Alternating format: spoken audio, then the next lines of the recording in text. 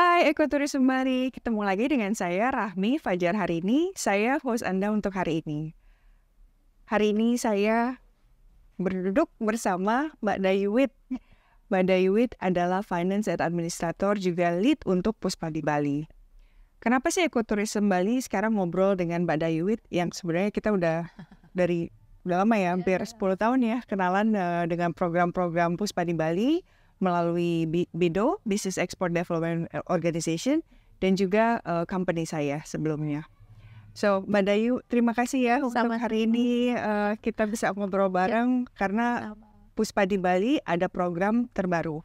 Satu unit bisnis yang saya yakin akan membantu untuk social impact terhadap hotel dan restoran yang menjadi member di Ekoturism Bali.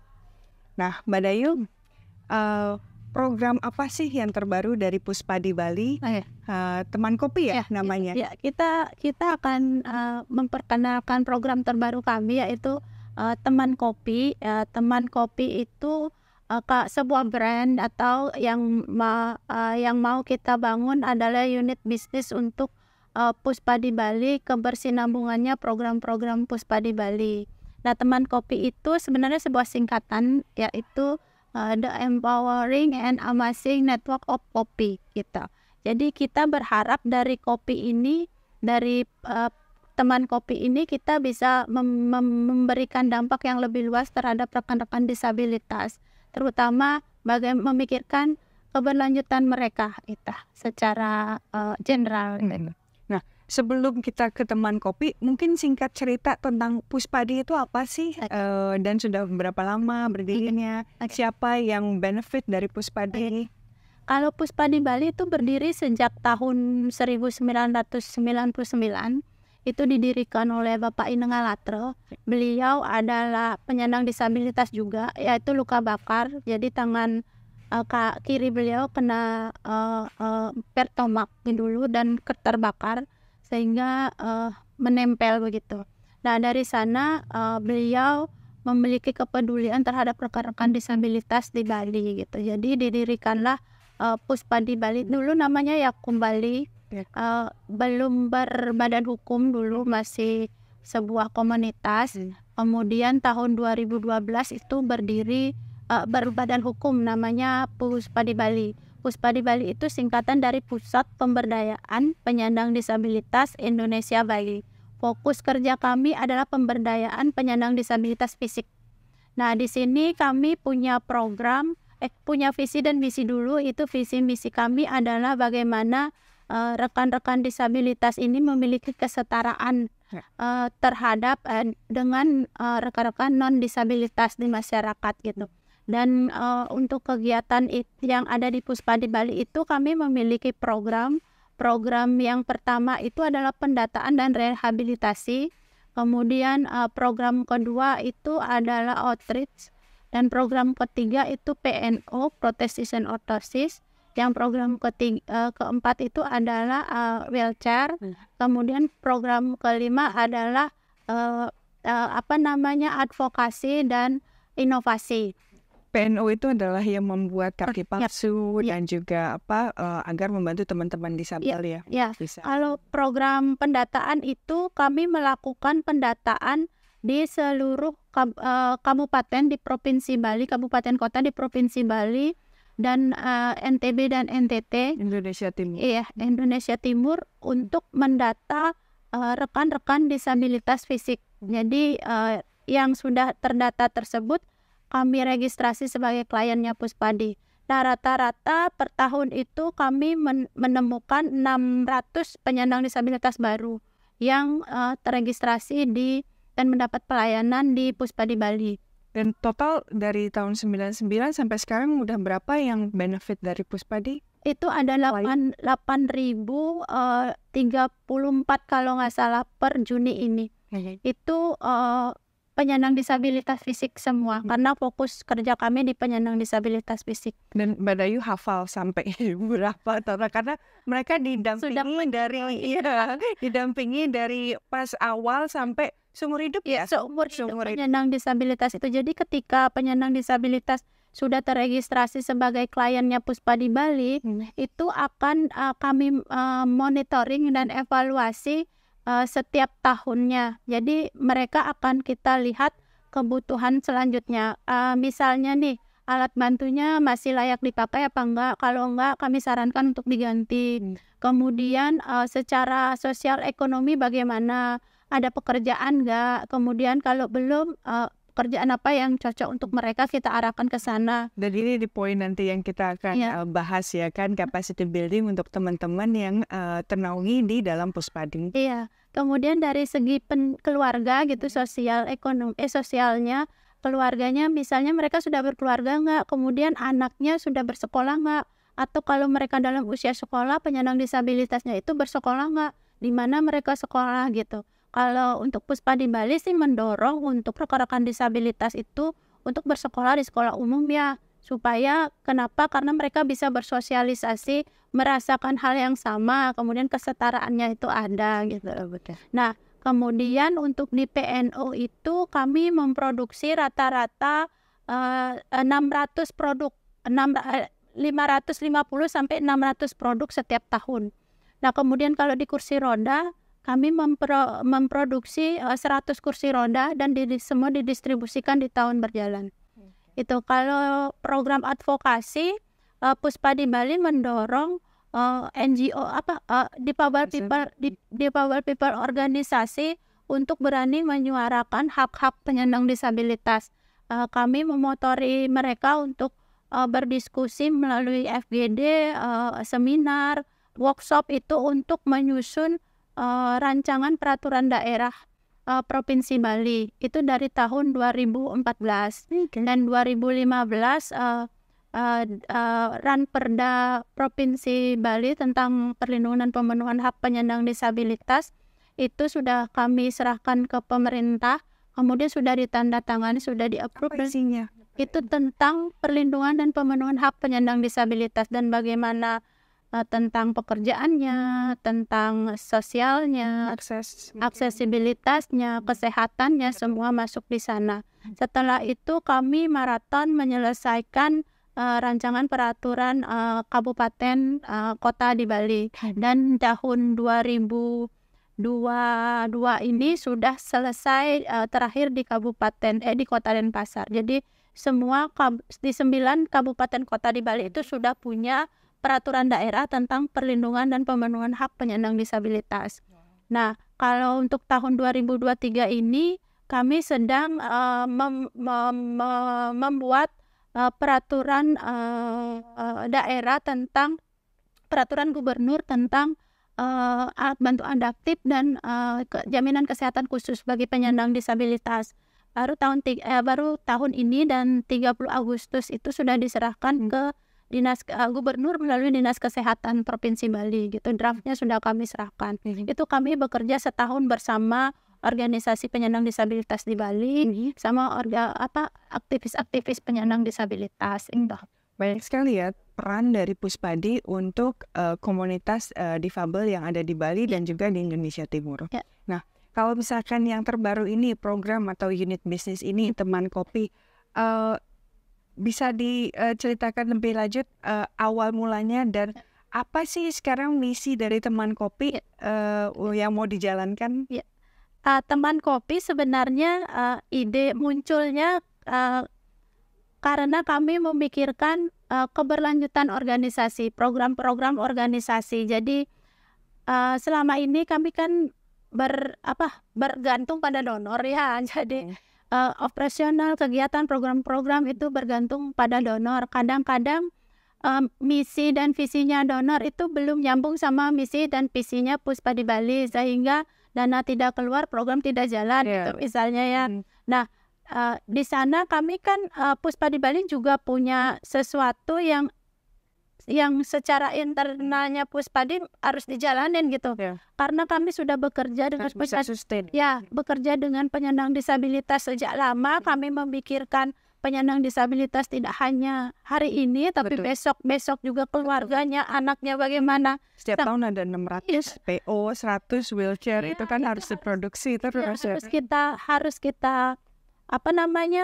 bisa melakukan itu gitu. Jadi kami belajar dari COVID juga kemarin bahwa dana program yang masuk ke Puspadi Bali itu cuma 50% dari dana yang kami butuhkan. Nah, dari sana kami berpikir nih, karena waktu itu kan tourism di Bali itu hotel-hotel tutup semua, sedangkan dananya masuk dari programnya Puspadi Bali itu ada beberapa dari hotel CSR hotel gitu kan. Jadi itu otomatis sudah tidak ada lagi gitu. Tapi kami waktu 2020 itu masih bisa berjalan dengan sisa stok di inventory kami yang ada, masih bisa produksi kayak gitu. Nah, itu sebenarnya kekhawatiran awal dari Puspadi Bali, bagaimana kebersinambungan organisasi ini dan program pelayanannya ke depannya. Nah, di sana tercetuslah ide bahwa kita harus punya unit bisnis. Social enterprise. Social enterprise yang bisa menghasilkan profit, tapi profitnya kembali ke rekan disabilitas itu sendiri gitu. Dan yang kedua adalah di unit bisnis ini kami bisa memecahkan sebuah tantangan bahwa rekan disabilitas yang tidak semua bisa bekerja formal itu jadi bisa bekerja dengan bekerja bersama teman kopi gitu. Itu yang mau kami selesaikan sih sebenarnya di teman kopi ini. Dan akhirnya kenapa harus pilih kopi gitu? Kenapa pilih kopi gitu? Sebenarnya kami tidak punya pengalaman di bidang bisnis ya sebelumnya. Jadi tapi ada partner yang punya kapasitas untuk tapi itu. Tiba-tiba kami ketemu sama partner ya. Betul. Kami percaya, believe or not, orang baik akan selalu didekatkan dengan orang baik ya. Akhirnya kami didekatkan oleh seorang pebisnis. Kemudian beliau juga punya visi misi yang sama, pemberdayaan, walaupun pemberdayaan di bidang petani kopi. Kami juga punya program yang sama, pemberdayaan di penyandang disabilitasnya itu. Sama-sama ingin memberdayakan masyarakat Bali gitu, terutama masyarakat Kintamani, termasuk penyandang disabilitasnya juga. Jadi kami memilih untuk membuat sebuah brand teman kopi tersebut dengan produk awal kami adalah sebuah kopi kopi Arabica Kintamani. Ini produk awal Bali, made in Bali, 100% ditanam dan di apa namanya ya, di harvest, dipetik oleh farmers farmer, dan kemudian ini juga melibatkan pemuda Bali, perempuan dalam memilih biji merahnya itu. Betul. Kemudian ada penyandang disabilitas di packagingnya. Yang di manage oleh Puspadi. Yang di manage packaging adalah Bali. Puspadi, betul. Di manage oleh Puspadi Bali. Jadi mereka bisa bekerja untuk packagingnya gitu.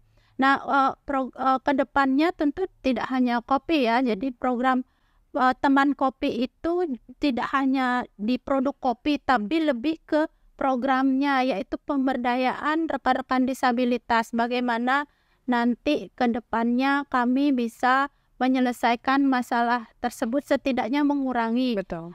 Bagaimana rekan-rekan disabilitas itu bisa mandiri dengan memiliki penghasilan sendiri. Jadi perannya Puspadi ini adalah memberikan capacity building untuk teman-teman yang di bawah naungan Puspadi agar mereka bisa mempunyai skill baru dan bisa masuk ke dunia usaha atau dunia bisnis, entah dari farmingnya ya kan, terus juga packagingnya dan baristanya nanti ada karena udah mulai dilatih ya kan. Jadi end to customer juga mereka mempunyai kesetaraan untuk dapat bekerja dan ketemu langsung dengan customer gitu. Tapi dari kualitas kopinya sendiri ini adalah kualitas premium. Premium 100% Arabica buatan Bali. Ditanam dan diproduksi di Bali. Jadi, karena member kita ini kan Ekoturism Bali kan member di Bali, Mbak Dayu. Jadi kalau kita ngomongin kaitan dengan emisi karbon ya kan, semakin banyak supply chain yang ada di Bali, terletak di Bali, itu akan mengurangi transportasi, yaitu juga dampak dari emisi karbon. Jadi teman-teman yang punya kafe, warung, coffee shop ya kan, juga dengan hotel, itu bisa mulai melirik kopi Kintamani yang diproduksi oleh Puspa di Bali bersama dengan rekan. Kopi. Ya, kopi. Dan kapasitasnya berapa banyak sih per bulan untuk B2B mungkin? Kalau kami, karena kami baru mulai ya, kami mulai dengan 50 kilogram dulu per bulannya. Kemudian ini kan 100% Arabica ya. Kami juga nanti akan memproduksi yang blended house-nya yang 60 Arabica sama 40 Robusta. Jadi itu akan produk kedua kami. Jadi ini yang premium, tapi kami punya produk yang kedua. Gitu nanti akan kami produksi gitu. Ya. Untuk sekarang misalkan dari yang penonton nih, rekan kita menonton, langsung ke kantor ini kah atau ada kontak khusus untuk bisa mengetahui lebih lanjut tentang produk teman kopi? Iya, kalau untuk teman kopi bisa langsung kontak ke saya. Ya, biasanya HP saya karena memang di Puspa di Bali itu pelayanannya totalitas ya. Di Puspa di Bali itu HP-nya 24 jam hidup. Jadi betul, karena monitoring juga kan untuk rekannya kan. Kita kebutuhan mendesak dari penyandang disabilitas itu tidak bisa kita abaikan. Misalnya kaki saya lagi patah nih, saya nggak bisa jalan, saya harus bekerja gitu misalnya. Itu harus kita segera tangani. Jadi silakan menghubungi kami di Teman Kopi di 081 239 689. Ya nanti kita di teks. Ya benar. Nanti udah ada Badajuwit itu WhatsApp langsung klik ya kan. Yeah, that's good. Jadi dan ini udah launch ya bulan lalu ya launching ya. Kemarin kita habis soft launching sih sebenarnya ya. Untuk memperkenalkan program, kami sebut program teman kopi gitu. Salah satu produknya adalah kopi ini, biji kopi roasted bean. Itu kami berharap kami menemukan kayak partner kerjanya teman kopi untuk bisa mensupport programnya teman kopi. Jadi dengan membeli kopi sudah mensupport pemberdayaan penyandang disabilitas di Bali. Sehat. Tadi pas kita ngobrol ada satu impian atau cita-cita dari Mbak Dayu bahwa nggak cuman mensuplai kopi, ya kan, tapi juga teman-teman yang sudah di training bisa layak kerja, ya kan, dan semoga nanti punya coffee shop. Bisa jadi ini sebenarnya impian untuk Puspa di Bali ya, untuk memiliki unit bisnis tadi ya. Jadi untuk kebersinambungan tadi, bagaimana kami bisa ke depannya memiliki coffee shop sendiri dengan pekerjanya adalah pengguna kaki palsu, kliennya Puspa di Bali. Nah, tapi dalam waktu dekat kami ingin membuka sebuah program, salah satu program dari teman kopi, yaitu program experience tadi, ya, di mana kami sudah melatih rekan disabilitas untuk barista tersebut, 8 penyandang disabilitas untuk saat ini ya. Untuk saat ini baru 8 disabilitas yang sedang kami latih untuk menjadi barista. Kami akan membuka sebuah program experience itu, di mana visitor atau tamu itu akan dapat paket experience dengan minum kopi teman kopi yang dilayani oleh barista pengguna kaki palsu, ditambah dengan experience membuat bagaimana sih membuat kaki palsu dan berinteraksi dengan penyandang disabilitas pengguna kaki palsu, juga merakit kursi roda gitu ya. Karena program ini udah berjalan kan, jadi untuk para donor yang kan juga nggak cuman perusahaan aja ya, tapi juga ada personal ya sebagai donor ya kan, yang memang konsisten untuk Puspadi. Mereka itu kadang suka donor tapi nggak lihat the whole experience. Kita mengundang untuk kesini ya. Jadi mereka tahu bahwa Puspa di Bali atau rekan disabilitas butuh kaki palsu, bentukan kaki palsunya mereka pernah lihat, cuman cara buatnya gimana Betul. gitu. Terus Dan di sini tuh bener-bener spesifik tailor made kakinya, nggak yang massal, dihitung dengan apa ahlinya tadi apa namanya? Prosthesis and orthotis. Dokter. Lulusan sarjana prosthesis and orthotis itu, sama ada salah satu staf kami yang juga belajar otodidak juga sudah 15 tahun untuk membuat kaki palsu gitu. Jadi di sini ada workshop, kami punya workshop workshop kaki palsu sama workshop kursi roda. Dan untuk peduli lingkungan juga kami merecycle kursi roda loh Pak. Ya, jadi kami kan dari tahun 2011 sudah mendistribusikan kursi roda nih. Kami peduli nih bahwa pasti dari tahun 2011 itu pasti udah rusak kursi rodanya. Terus kalau kursi roda tuh bahan dasarnya kan besi. Terus mau ditaruh di mana gitu kan? Pasti jadi sampah dong Mbak. Ya.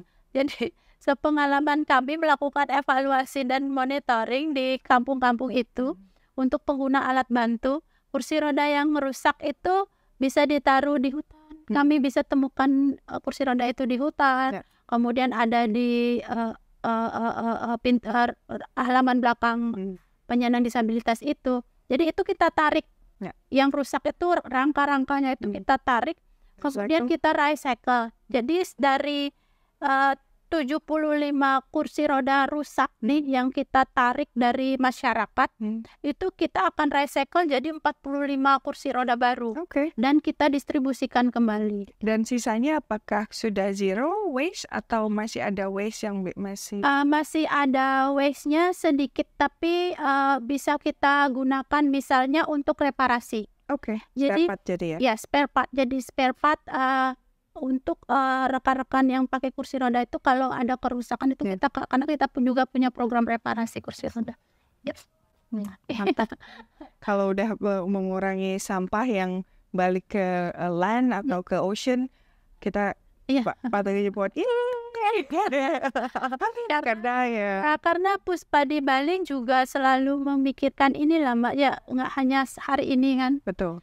Nggak hanya hari ini, dan kita memikirkan besok juga, 2 hari lagi kayak gitu. Jadi harus memang benar-benar dipikirkan apa yang kita lakukan sekarang, apa sih efeknya untuk besok gitu, untuk lusa gitu. Itu kita selalu pikirkan. Termasuk pemberdayaan penyandang disabilitas juga itu. Dan bagaimana rekan disabilitas ini kita pelayanan pemberdayaan penyandang disabilitas ini juga memberikan impact ke keluarganya, masyarakatnya. Misalnya contoh saya juga penyandang disabilitas. Lalu saya juga saya penyandang disabilitas, full time work dan badanya di sarjana ekonomi. Saya juga penyandang disabilitas. Jadi ketika saya sudah mandiri, saya mandiri secara sosial ekonomi. Saya bisa memberikan skill saya atau pengetahuan saya, juga mungkin waktu saya untuk rekan-rekan disabilitas lain gitu. Jadi bukan hanya rekan disabilitas tapi masyarakat lain. Misalnya contoh besok jadi narasumber untuk bagaimana rekan-rekan masyarakat non disabilitas itu memahami tentang isu disabilitas gitu. Dan kalau besok itu tentang kesehatan yang inklusif, layanan kesehatan yang inklusif. Jadi itu yang mau kita bangun untuk rekan-rekan disabilitas lainnya gitu. Bagaimana mereka bisa mandiri. Jadi saya selalu garis bawahi bahwa setiap orang itu punya kelemahan masing-masing Mbak. Jadi setiap orang punya kelemahan masing-masing, termasuk rekan-rekan non disabilitas gitu ya. Jangan dipikirkan kelemahannya, tapi carilah apa sih potensi diri kamu. Misalnya nih, saya nih orangnya suka hitung duit, mata duitan. Saya ini mata duitnya di final masih akan karena nggak boleh sepeser pun minus atau plus juga nanti harus balance ya. Jadi saya itu mata duitan, jadi saya melihat itu sebagai potensi saya gitu loh. Jadi saya orangnya teliti, terus dan fokus karena saya nggak bisa kemana-mana Mbak. Jadi saya itu mobilitasnya nggak terlalu cepat gitu. Jadi saya lebih memilih kalau saya disuruh duduk seperti ini, saya bisa berjam-jam bahkan berhari-hari bisa duduk. Okay. Nah itu kalau dari sisi lain kan kelemahan nih, tapi saya anggap itu kelebihan saya. Ya. You love what you have. Ya, jadi di situ saya kembangin. Saya memilih sekolah akuntansi, padahal saya orang seni. Saya pelukis Mbak. Okay. Jadi ada sisi artnya ya juga ya. Jadi saya itu pelukis ke akuntansi. Itu dua hal yang berbeda, ya kan? Yang satu ilmu khayal, betul. Yang satu ilmu logika, yes kan? Jadi saya melihat di situ potensi saya kembangin, saya perdalam dengan saya sekolah seperti itu kan, dan akhirnya saya berguna kan untuk masyarakat gitu loh. Jadi itu yang saya mau pesan ke rekan-rekan disabilitas ya, bagaimana kita bisa menjadikan kelemahan kita itu sebuah potensi untuk kita ke depan. That's good. Dan saya selalu senang untuk ngobrol sama Mbak Dayuit karena she really walk the talk ya kan, karena kadang ada karena satu kekurangan jadinya nggak bisa, padahal tuh maksudnya ya dengan difabel itu masih bisa ada potensi-potensi lain ya kan. Ibaratnya difabel tidak mengakhiri hidup. Benar sekali. Dan kita udah dari hampir 10 tahun dari 2015 karena Puspadi sendiri mempunyai program untuk internship. Jadi untuk hotel dan juga restoran terbuka ya setiap tahun setiap tahun Puspadi akan membuka student-studentnya atau apa sih? Jadi Puspadi Bali itu di program inovasi kami punya program Soft and Skill Training namanya, atau pelatihan singkat menuju dunia kerja. Jadi ketika teman kopi ini berpikir untuk pekerjaan rekan disabilitas di sisi non formal, jadi kayak pengusaha atau UMKM kayak gitu, kami juga melihat potensi rekan disabilitas ini bisa bekerja formal.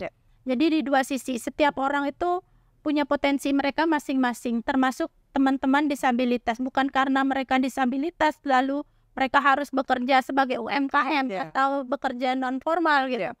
Setiap orang punya potensinya masing-masing. Nah di sana peran Puspadi Bali adalah memilah dan memilih mengelompokkan rekan disabilitas sesuai dengan bakat dan minatnya ya, skillnya, keterampilannya, kemudian backgroundnya, tingkat kedisabilitasannya juga, kemudian aksesibilitasnya juga, itu kita harus pikirkan, itu kita kelompokkan. Nah di kelompok rekan-rekan disabilitas yang kita asesmen bisa bekerja formal, itu akan kita latih untuk pelatihan singkat menuju dunia kerja formal. Itu 10 penyandang disabilitas setiap tahun. Programnya adalah program magang. Jadi kita setelah interview itu kita akan melihat mana yang skill basic untuk semua. Jadi semua belajar itu seperti bahasa Inggris, komputer, teknik interview, bagaimana cara berpakaian yang baik, kemudian problem solving, manajemen ekonomi, bagaimana komunikasi juga kita ajarkan di sana untuk mereka semua. Cuman setiap orang itu punya minat dan bakat, Mbak. Nah, minat dan bakat ini kita fasilitasi dengan intensif itu tadi. Jadi ada yang senang desain grafis, atau skillnya di administrasi, atau skillnya mungkin di kebersihan gitu, bahkan suka sama tanaman di tukang kebun itu kan. Itu akan kita fasilitasi bekerja sama dengan pihak-pihak hotel atau perusahaan-perusahaan lain untuk bisa memberikan waktu mereka magang. Jadi selama 3 bulan. Ya, untuk program terakhir kami lakukan itu di tahun 2022 untuk 11 orang penyandang disabilitas fisik. Mereka itu ada yang pakai kursi roda, ada yang pakai kaki palsu, ada yang tidak pakai alat bantu, tapi mereka CP. CP itu sipil. Jadi ada berbagai macam penyandang disabilitas. Iya benar, tapi masih di jenis disabilitas fisik. Ya. Jadi disabilitas fisik itu kan ada beberapa jenis ya gitu. Jadi di sana mereka akan dilatih di perusahaan tersebut sesuai minat dan bakat mereka. Nah tahun terakhir itu kan tahun 2022 tadi tuh dari 11 itu sudah ada 7 yang sudah diterima di dunia kerja formal ya. Yang 4-nya belum diterima di dunia kerja karena beberapa aspek yang harus kita selesaikan dulu ya. Misalnya aksesibilitas karena pengguna kursi roda juga skill mereka yang perlu kita tingkatkan lagi karena mungkin setiap orang tuh punya spesialnya masing-masing ya. Jadi itu masih kita akan dampingi. Yang 3 orang sudah kami dampingi untuk berwirausaha ternak. Ya, jadi kita kasih 100 anak ayam kemarin untuk bisa sebagai modal usaha mereka. Mulai usaha. Ya, yang satunya mereka lebih ke melanjutkan usaha keluarga, masih bersama keluarga belajar untuk berusaha gitu. Nah, kalau kita kaitkan dengan program-program Puspadi yang ada dan juga unit bisnis yang baru ini berkaitan karena kita ini di Ekoturism Bali kita memberikan 30 komponen Mbak Dayu untuk hotel dan juga restoran agar mereka bisa mengetahui mengakses journey keberlanjutan mereka. Nah, dari 30 itu 10% ini kita akan highlight tentang social impact. Karena memang fokus kita adalah environment, tentang lingkungan, menuruni dampak negatif terhadap lingkungan, terutama di Bali. Dan 10% ini adalah bagaimana berkontribusi terhadap sosial dan ekonomi. Nah, program dan unit bisnis dari Puspadi ini dapat kita kaitkan dengan komponen yang terakhir itu, yaitu social impact. Jadi untuk teman-teman yang di hotel dan juga di restoran, mereka yang mau berkontribusi terhadap aspek-aspek sosial, itu bisa salah satunya dikenalkan dengan Puspadi atau juga produk yang dibeli untuk mereka bisa menjalankan bisnis mereka itu kalau bisa dari lokal gitu. Karena secara tidak langsung itu dapat mengurangi efek samping dari karbon emisi seperti itu. Nah, kalau misalkan nanti program dari Puspadi berkembang dari kopi terus ke yang lain, hubungi kita lagi versinya untuk kita nanti pertemukan dengan karena kopi ini benar-benar jadi satu komoditas yang sangat-sangat amat tersebar ya dari coffee shop, hotel mereka benar-benar mencari kualitas dan juga story yang bisa mereka highlight membedakan antara satu brand dengan yang lain. Ya, kita sih berharap nanti hotel atau kafe-kafe bisa menjadi partner kerjanya teman kopi ya untuk bisa memilih produk teman kopi, terutama kopi untuk bisa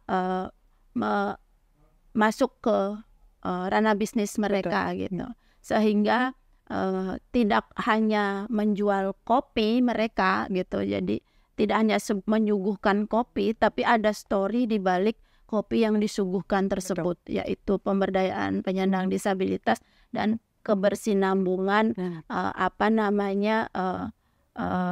sosial impact-nya. Betul. Dan pastinya kualitasnya memang sudah kualitas yang memang sudah memenuhi standar dan kualitas ekspor. Karena setelah ini kita akan ngopi bareng. Kita akan benar-benar merasakan kopi Kintamani Arabica 100% dari Bali. Seruput teman kopi. Yes. Nah kita ke penghujung acara nih Mbak Dayu, dan biasa ada beberapa pertanyaan yang berkaitan dengan pariwisata. Nah, kalau dari Mbak Dayu, pariwisata Bali itu bagaimana dari yang sebelum, sekarang dan ke depan tuh impiannya tuh seperti apa kalau dari Mbak Dayu? Kalau saya berbicara di sisi disabilitas ya, jadi karena Puspadi Bali bergerak di pemberdayaan penyandang disabilitas. Kalau pariwisata di Bali itu satu kalimat nih belum inklusif untuk rekan disabilitas gitu. Jadi kedepannya kami berharap bagaimana hotel-hotel itu bisa lebih inklusif untuk rekan disabilitas, tidak hanya mempekerjakan rekan disabilitas sesuai dengan undang-undang yang sudah berlaku, yaitu 1% dari jumlah karyawan 100 karyawan itu harus ada 1% pekerja penyandang disabilitas. Juga dari infrastruktur ya namanya ya. Jadi bagaimana nyari kamar hotel yang akses itu sangat susah. Ya. Apalagi misalnya Puspa di Bali lah yang punya partner yang dari luar daerah atau luar Bali gitu, luar negeri gitu untuk visit ke Puspa di Bali dan ingin mencari hotel yang akses, sedangkan partner kami itu juga misalnya penyandang disabilitas. Atau kami ingin melakukan kegiatan workshop atau meeting seminar seperti itu untuk mencari akomodasi yang akses bagi rekan-rekan disabilitas itu sangat sulit. Kami sangat sulit untuk mencari gitu. Apalagi saya ini secara personal itu suka liburan bersama keluarga saya gitu. Yang pertama itu saya kesulitan di toiletnya. Jadi ada bathtub juga yang nggak bisa saya akses dan gitu. Apalagi rekan kursi roda, rekan pengguna kursi roda itu sangat sulit untuk mengakses kamar mandi. Gitu. Itu bagaimana? Tapi Puspa di Bali sudah mulai mengadvokasi melakukan kegiatan advokasi dengan misalnya memberikan disability awareness kepada hotel-hotel untuk bagaimana sih aksesibilitas yang aksesibel. Jadi tidak cukup hanya dibuat akses, tapi bagaimana aksesibilitas ini menjadi aksesibel. Aksesibel itu apa? Itu jadi sesuai standar. Standar yang ada di undang-undang, bagaimana pintunya seberapa besar, ramnya seberapa miring, seperti itu. Karena kadang beberapa tempat itu hanya menyediakan akses biar ada aja akses, sudah memenuhi centang satu, pada nggak ram ada gitu. Tapi tidak memenuhi standar gitu ya. Itu yang kami harap ke depannya, bagaimana bisnis pariwisata di Bali ini bisa inklusif untuk semua masyarakat ya. Yang moto kami kan tidak ada yang tertinggal di belakang gitu loh. Atau kalau dari sisi pariwisata itu bagaimana peran serta seluruh masyarakat untuk bisa berperan aktif di sektor pariwisata. Tentunya pariwisata yang berkelanjutan dan bertanggung jawab terhadap lingkungan masa depan Bali terutama, seperti itu. Dan setiap narasumber untuk Eco Warrior, kita juga mau mewujudkan misi-misi dari Eco Warrior ini berkaitan dengan tujuan keberlanjutan secara global, yaitu Sustainable Development Goals. Nah, fokus Puspadi dari SDG ini fokus ke nomor berapa ya? Kalau kami sih ada di 1, 8, dan 10 gitu. Jadi kami berusaha untuk bergerak untuk memberantas, maksudnya tidak ada kemiskinan gitu lah. Jadi selama ini penyandang disabilitas itu, kalau misalnya nih dulu sebelum kami bergerak di advokasi nih, kalau bilang penyandang disabilitas atau dulu disebut penyandang cacat gitu, mohon maaf ya, sekarang harus penyandang disabilitas sesuai undang-undang. Itu image kita terhadap rekan disabilitas itu kan negatif banget nih. Nggak punya duit, nggak punya kerjaan soalnya. Kemudian mereka patut dikasihani gitu kan. Kalau dulu itu image itu harus kita rubah mindset itu dengan sesuatu yang nyata, bahwa rekan disabilitas itu juga punya pekerjaan. Kemudian mereka juga punya mobilitas yang baik sekarang. Penyandang disabilitas semua bisa naik motor, enggak semua sih, ada beberapa yang bisa naik motor. Dan nomor 8 nomor 8 itu adalah kesetaraan ekonomi, dan kami bekerja untuk memberdayakan rekan-rekan disabilitas seperti tadi itu, supaya mereka punya pekerjaan, sehingga mereka punya penghasilan, sehingga value diri mereka itu menjadi lebih lebih meningkat dan setara dengan teman lain gitu. Contohnya misalnya saya nih dulu kalau rekan saya tuh dulu hanya penyandang disabilitas yang hanya tinggal di rumah nih gitu, nggak ngapa-ngapain. Juga malu untuk bersosialisasi karena kan memang hanya nganggap diri disabilitas gitu kan. Tapi ketika saya punya pekerjaan, punya penghasilan, bahkan penghasilan cukup tinggi gitu dan bisa membiayai kebutuhan keluarga, itu value diri saya menjadi lebih meningkat gitu. Jadi kepercayaan diri juga menjadi lebih bisa kita setarakan dengan rekan-rekan non disabilitas lainnya.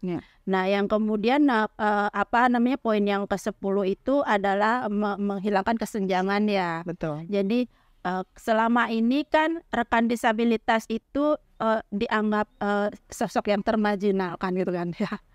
Yang selalu dilupakan gitu kan ya. Jadi itu padahal sekarang udah ada peraturan-peraturan. Padahal sudah ada peraturan, tapi sebelum kita mulai bekerja dengan advokasi itu belum terjadi, masih ada kesenjangan bahwa ketika penyandang disabilitas dulu nggak ada penyandang disabilitas yang bekerja nggak ada yang ke puro nggak ada yang menikah juga bahkan jarang gitu kan. Maksudnya gimana kita mengadvokasi itu, kita sudah bekerja di advokasi sehingga kesetaraan itu mulai ada bahwa ketika orang melihat sosok rekan penyandang disabilitas itu nggak melihat sesuatu yang spesial lagi, jadi sama. Betul, tidak ada bahkan dulu saya pernah punya pengalaman yang sangat lucu. Ini saking saya tidak merasa disabilitasnya, saya naik angkutan ojek online. Gojek. Jadi mereka bapaknya itu nanya saya, "Ibu kenapa?" gitu kan. Terus saya berpikir, saya kenapa ya? Karena memang uang dengan benar, sekian menit saya bengong, saya kenapa ya gitu. Apa yang aneh saya. Terus ketika beliau itu berkata, "Ibu sakit ya?" gitu. Kakinya sakit. Baru saya mikir, beliau itu menyebut kaki, baru saya mikir, oh iya, kaki saya kan lemes ya. Jadi saya kan jalannya agak pincang ya gitu. Terus tapi menurut saya nggak ada beda nggak ada beda gitu loh. Karena kan kedisabilitasan itu sebenarnya sebuah konsep ya, semua orang punya kedisabilitasan itu sendiri. Jadi ketika kemampuan tubuh mereka bertemu sama hambatan lingkungan, itu akan terjadi disabilitas. Karena selama ini saya nggak menerima hambatan lingkungan gitu loh. Jadi saya nggak ngerasa saya disabilitas. Penerimaan teman-teman baik, masyarakat baik, kemudian aksesibilitas di Puspadi Bali itu sangat baik gitu loh, yang sangat aksesibel untuk saya. Itu yang membuat saya tidak berpikir bahwa bahkan orang lain yang kadang mengingatkan saya, saya kenapa ya gitu.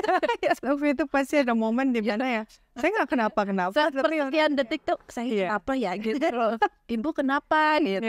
Pikiran mungkin sepatu hilang apa kenapa ya gitu. Saya lihat kaki saya seperti itu. Jadi poin itu yang mau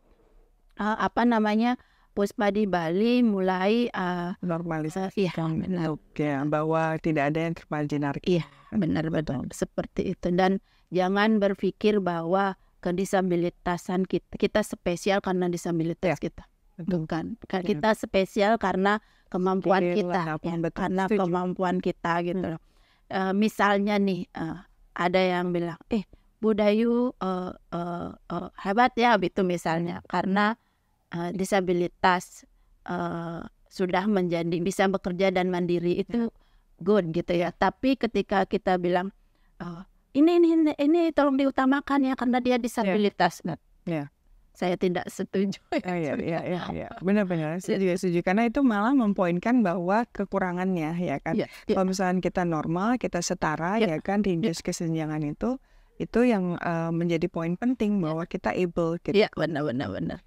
Oke, Mbak Dayu, terima kasih banyak untuk saya belajar Ya. dari advokasi dari Mbak Dayu dan saya juga secara pribadi berharap makin banyak yang aware bahwa memang Itu poinnya. ya tidak ada termarginalkan karena at the end skill itu kan bisa dikembangkan ya kan dan mereka bisa kok deliver. Saya bukti nyata dari beberapa program Puspadi itu ada di dalam company ya kan Ya. bahwa itu mereka ya bisa ya kan. Ya, dan untuk perusahaan-perusahaan yang merasa belum percaya diri untuk mempekerjakan penyandang disabilitas, don't worry, ada Puspadi Bali nanti yang ngasih